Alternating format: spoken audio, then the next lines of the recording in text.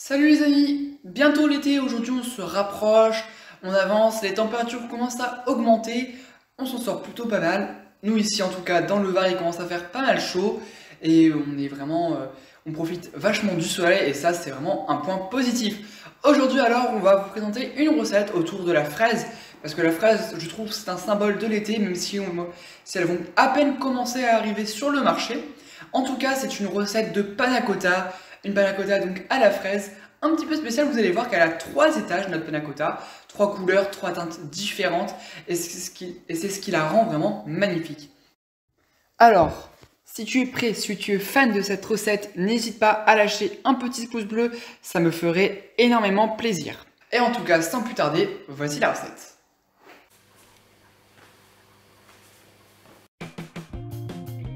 Tout d'abord, dans un mixeur, on va mettre les fraises avec le jus de citron et le sucre.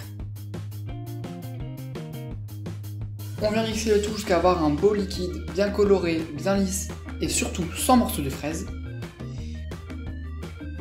que l'on vient placer dans une casserole. On porte tout à ébullition afin d'épaissir ce sirop. Puis dans un saladier ou un cul de poule, on peut venir fouetter nos petits suisses afin de les détendre, de rajouter le coulis de fraise, de mélanger de nouveau jusqu'à avoir une préparation bien homogène. Pendant ce temps, dans une casserole, on va pouvoir venir verser le lait de coco, le porter lui aussi à ébullition, avant de le sortir du feu et de rajouter la gélatine, bien hydratée, de mélanger le tout et de réserver un quart à température ambiante.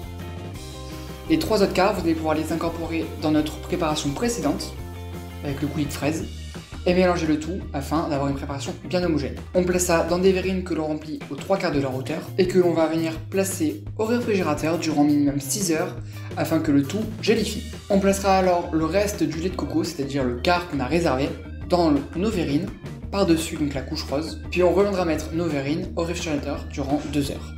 Pendant ce temps, on va faire un coulis de fraise à nouveau. Pour cela, on met donc les fraises, le sucre et le jus de citron dans le mixeur. On mixe jusqu'à avoir un beau coulis bien lisse et sans morceaux. Et on vient sortir nos verrines qui ont bien jolifiées et on place le coulis par-dessus. Et c'est déjà prêt. Vous pourrez bien évidemment décorer d'une jolie petite fraise sur le dessus, mais franchement ce n'est pas nécessaire et c'est tout bonnement délicieux. Quelque chose de très léger, pas écœurant comme on pourrait s'y attendre, et franchement très fruité, très délicieux, à peine sucré.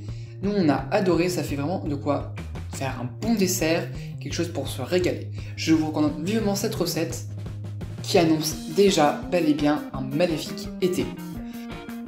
En tout cas, si cette vidéo t'a plu, n'hésite pas à t'abonner à mon compte Instagram, liker la vidéo et à t'abonner à ma chaîne YouTube en activant la petite cloche pour ne rien rater des prochaines vidéos. Et tu peux me dire en commentaire quelle prochaine recette de dessert ou pas voudrais-tu que je réalise. Et moi je te dis à bientôt.